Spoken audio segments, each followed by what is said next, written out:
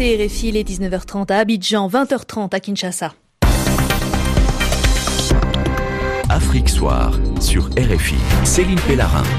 Bienvenue dans cette édition d'Afrique Soir. Dans l'actualité également, l'Union européenne publie une nouvelle liste de 9 personnalités congolaises sanctionnées pour leur rôle dans la crise et dans la répression Kasaï. Nous serons en direct de Bruxelles, à la République démocratique du Congo, avec cette nouvelle liste de personnalités congolaises établie par l'Union européenne en vue de sanctions pour leur rôle dans la crise politique et dans la répression au Kasaï. Quentin Dickinson, bonsoir, vous êtes à Bruxelles.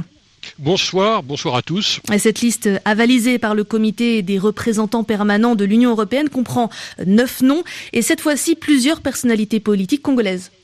Oui, car les Européens constatent que de toute évidence, le message de leur condamnation au moins morale de la conduite des affaires en République démocratique du Congo n'a pas encore été bien compris des autorités de ce pays. Une liste d'individus liés au régime actuel avait été dressée à la fin de l'année dernière, liste qui déclenche à leur encontre les sanctions personnelles habituelles, interdiction de séjour et de transit, gel des biens et des avoirs détenus dans l'Union européenne. Or, des éléments factuels nouveaux ont été portés à l'attention des pays de l'UE et de ce fait, les ambassadeurs des 28 pays de celle-ci viennent d'avaliser une extension de cette liste, vous le disiez, à 9 personnes supplémentaires, telles que proposées par la délégation de l'UE à Kinshasa.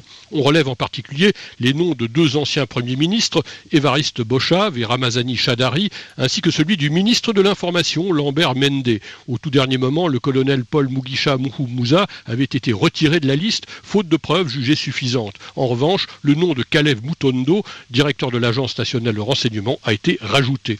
Pour entrer en vigueur, cette liste doit être entériné par le Conseil des ministres des Affaires étrangères de l'UE le 19 juin prochain à Luxembourg, à moins qu'à l'initiative des Français et des Belges, on opte pour une procédure accélérée. Quentin Dickinson en direct de Bruxelles sur RFI dans Afrique Soir.